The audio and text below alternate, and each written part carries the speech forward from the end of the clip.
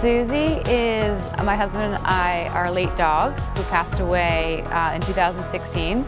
We adopted her about 5 years ago through our experience with adopting her as an older animal. She was around 11 when she came into our life. I learned kind of the plight of senior dogs and that there are a lot of them in shelters that were overlooked just because of their age. And so she is the namesake of Susie Senior Dogs.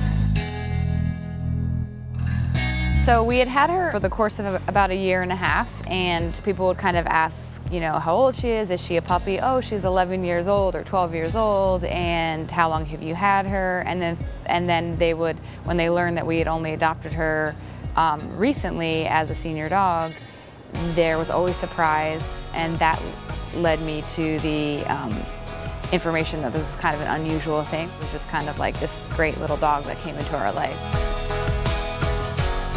That led me to do research about senior dogs who are available in shelters in New York City at first, because we live here. And that's when I found, oh, there are other older dogs out there, and it kind of was like this spiral effect of me learning about the need for senior dog adoption. And one day I just said, you know what, I'm gonna make a little page about Susie's homeless friends, and we can maybe bring some attention to them. It wasn't even a long thought out process. It was just Susie's Senior Dogs, and I created the Facebook page.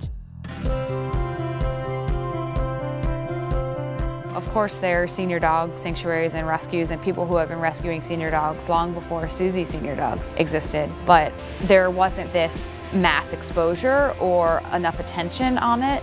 And I think Susie Senior Dogs was lucky in that it started to grow really quickly through social media. And I think that helped to bring more attention to people that have already been kind of doing this work, to other senior dog rescues around the country, and to the need of senior dogs in shelters in general. And people kind of realizing I wasn't ready or wanting to get a new puppy. But hey, I can take in an 8-year-old dog that, just needs a quiet place to rest for the rest of their years. I think older dogs are really great companions. The fact alone of bringing home a senior dog who needs a good home, that in itself is just, I think, so beautiful and such a special experience. I haven't done a recent count of how many dogs have gotten adopted through Susie Senior Dogs. A couple months back was, I think, close to 1,000.